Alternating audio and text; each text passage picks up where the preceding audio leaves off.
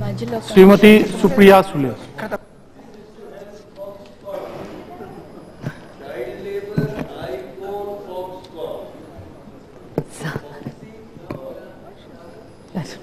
The Child Labour Amendment Bill 2016. Sir, I would like to first say it's very important that the Honorable... You are also father?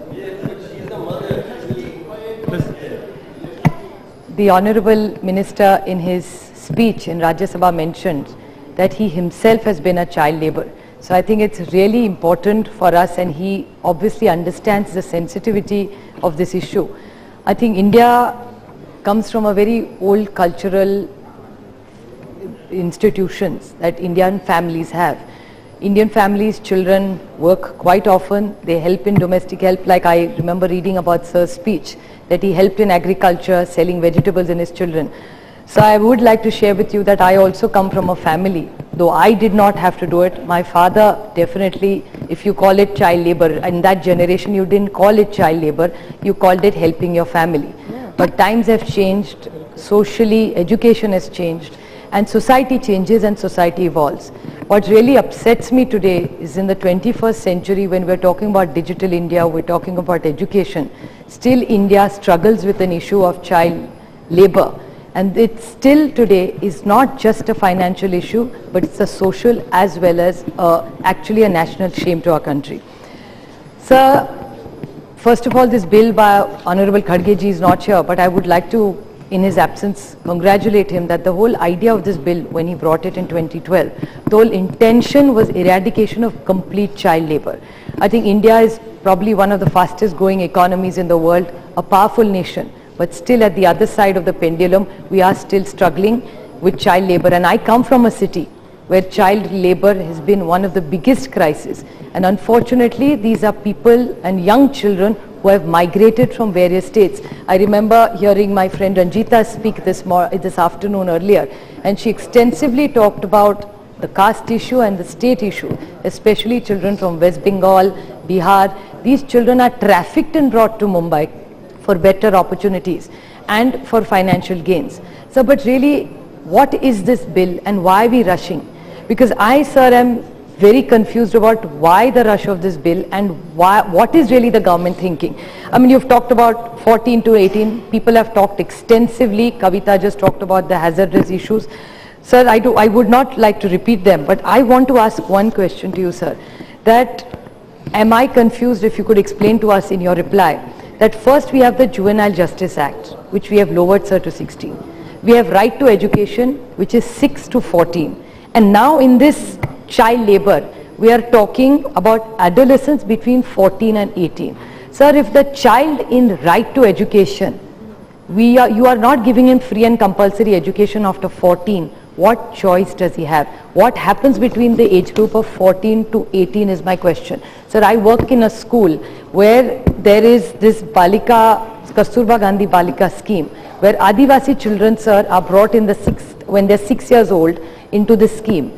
They are taught free, they are giving housing, hostels, everything. It's a wonderful scheme, but only up to the 8th standard. Now, what does that girl who comes from an Adivasi Pada, as we call them in our region, sir, you bring her out of the Adivasi culture, you bring her into a city, you bring her into right to education, you educate her all the way till the 8th standard.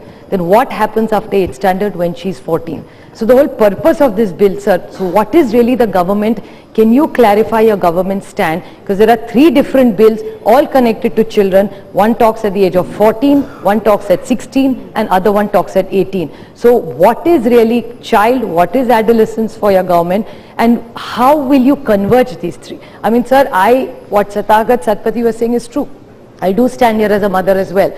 No mother wants her child to work. It's not a choice any mother wants. But now you're leaving with no options in this, because of this confusion signal that you're giving. If you are not going to educate them, you talk about skill development program. It's a welcome initiative. But if the child is left out at 14, when will you skill him? Are you skilling him at 14? Obviously not in the 8th standard. So the child has to reach up to the 12th standard. Only then he or she can be skilled. So what does he do between 14 and 18? So these 4, and this is the most critical period, sir. These children who are in that age group are the high risk families.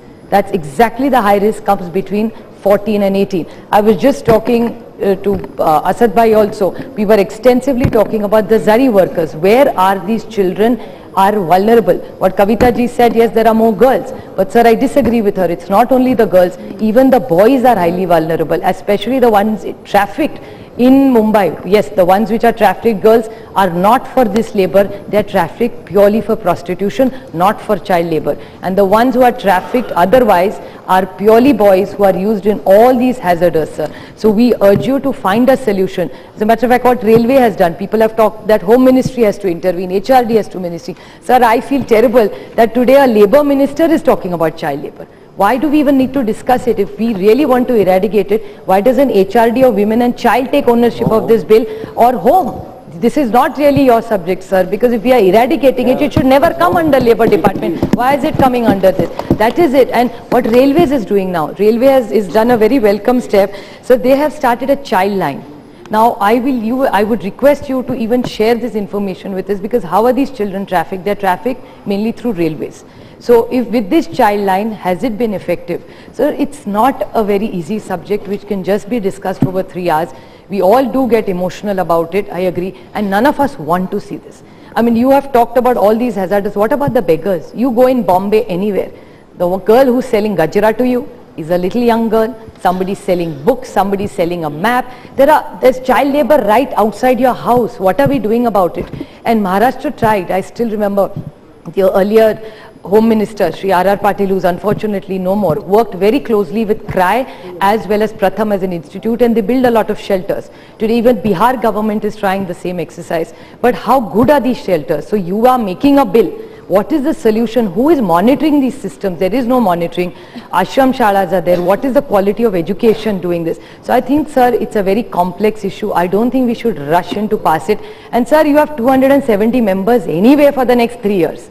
So why are you rushing it? If you can give it little time, we are putting rules. Just by bringing in this, tomorrow nothing is going to change. So whether we are looking at diluting what you are saying as family, because sir, uncle and auntie is something, koi mamu, chacha, taya, everybody's talked about it extensively, ki mera mama ka dukaan hai, main help kar raha hu. So I think this entire family thing, looking at what your government's entire agenda on hazardous is, if you could say that. And my main important point is, sir, between RTE, Juvenile Justice Act and child labor, if you could get one agenda, age block for all three, you will be giving a clear signal. Right now, the government is talking in 3 different directions of age. So I urge you to have complete clarity, sir. We have faith in you for the reason that you yourself have been a child labor in today's technical term. So I urge you to think with a heart, so that every child who's born in this country or a world deserves a good quality education and right of dignity and labor. Whatever he does, he should do it with pride. So I think let's give, whatever's happened in the past we cannot change, but we can definitely change the future of the nation, of our children, and I think we owe it to our children. Thank you. Thank you.